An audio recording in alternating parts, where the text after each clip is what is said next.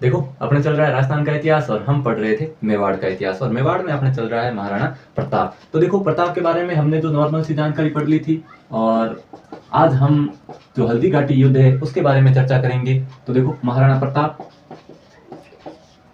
Time period देखें तो 1572 से 1597 ईस्वी तक। अपने को पता है कि इनका राज्य अभिषेक कब हुआ था, 1572 ईस्वी के अंदर, और इनका कार्यकाल था लगभग 25 वर्ष या फिर 25 वर्ष ही मान लो अपने। ठीक है, हमने पढ़ा था पिछली क्लास के अंदर कि अकबर 4 व्यक्तियों को भेजता है प्रताप को समझाने के लिए, और प्रताप अकबर की अधीनता स्वीकार करने के लिए राजी नहीं होते हैं। वो चारों ही व्यक्ति बस वापस वहां पर जाकर के वापस अकबर के पास चले जाते हैं, और उसके बाद अकबर क्या करता है उसके बारे में हम आज पढ़ेंगे। तो देखो कि जब टोडरमल, मानसिंह, भगवंत दास और जलाल खां कोरची था, जब अकबर अपने जो प्रताप को नहीं समझा पाए या उनको अधीनता स्वीकार नहीं करवा पाए, तो अकबर अपनी सेना भेजता है और युद्ध करता है प्रताप से, और वो युद्ध होता है कहां पर, हल्दी घाटी के अंदर। तो अपने आज युद्ध पढ़ेंगे हल्दी घाटी का युद्ध।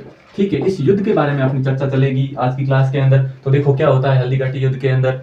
हल्दी घाटी का युद्ध सबसे पहले तो अपन बात करें होता कब है, तो हल्दी घाटी का युद्ध होता है 18 जून 1576 ईस्वी को, और ये अपने राजस्थान बोर्ड की किताबों की डेट है, और कुछ इतिहासकार कहते हैं कि ये 21 जून 1576 ईस्वी को हुआ।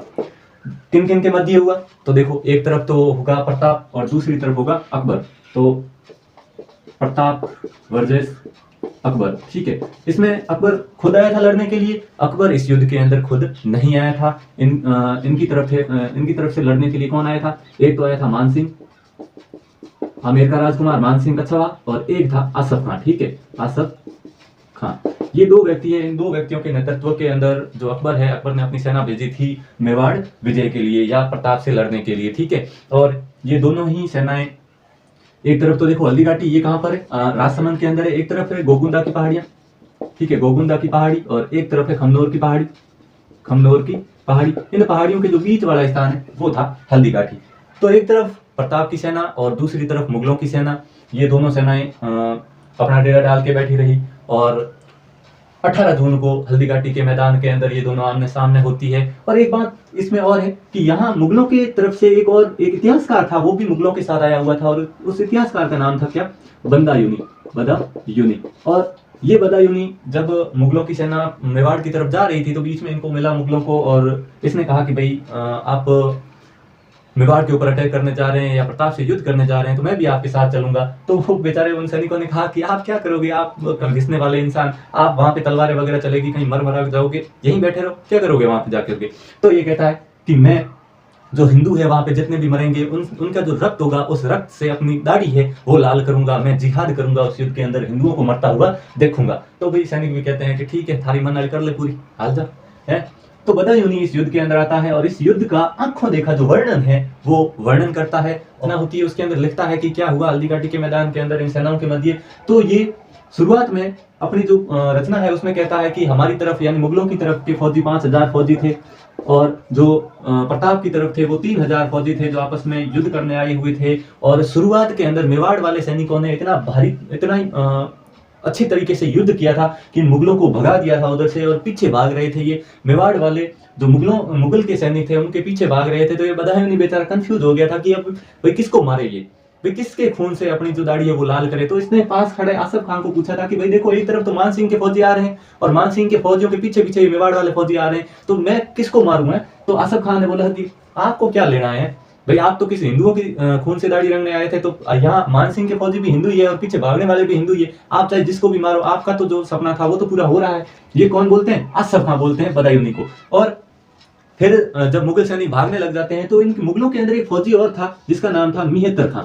ठीक है, मिहत्तर खां। इस मिहत्तर खां ने भाग करके आगे जाकर के कहा कि रुको रुको, भागो मत, बादशाह खुद आ रहे हैं, अकबर आ रहे हैं अपनी सेना लेकर के। ऐसा कोई किसने कहा था, मिहत्तर खां ने कहा था। तब जो मुगलों के सैनिकों में थोड़ी हिम्मत बढ़ी, और वो वहां रुक गए और वापस मुड़े और अपने मेवाड़ वालों से लड़ना शुरू हुए थे। ठीक है, तो ये झूठी अफवाह फैलाई थी मिहत्तर खां ने कि अकबर आ रहा है, बहुत बड़ी सेना लेकर के आ रहा है, तब वो सैनिक रुके थे। इधर देखो प्रताप प्रताप के घोड़े का नाम था चेतक। इस चेतक के ऊपर सवार प्रताप है वो मानसिंह की तरफ जाते हैं, और मानसिंह है वो एक हाथी पर सवार था जिसका नाम था मर्दाना।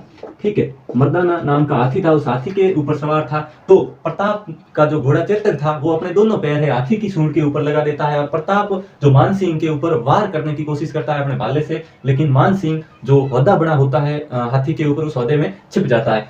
और मानसिंह भी थोड़ा होशियार था, इंटेलिजेंट था। उसने जो अपने हाथी की जो सूंड थी उस सूंड के में चाकू सेट किए हुए थे, इस तरह से चाकू लगाए हुए थे, तो जो घोड़े के दोनों पैर है वो कट गए थे उस चाकू से, और घोड़ा थोड़ा सा घायल हो गया था। और नीचे उतरे प्रताप है उस घोड़े को थोड़ा बाहर लेकर के उस युद्ध से बाहर हो गए थे। और वहां पर अपने को बताइए कि जब मेवाड़ वाला जो राजा है वो युद्ध से बाहर हो जाता था, वहां पर एक कोई ना कोई झाला होता था जो उसका नेतृत्व करता था। अपने पढ़ा था कि खानवा के युद्ध के अंदर जब सांगा युद्ध से बाहर हो जाते हैं तो उनकी जगह नेतृत्व किया था झाला अज्जा ने। तो यहाँ पर एक झाला और नेतृत्व करता है झाला विदा। ठीक है, झाला विदा, झाला विदा, या फिर इसे झाला झाला मानसिंह भी अपन कह सकते हैं।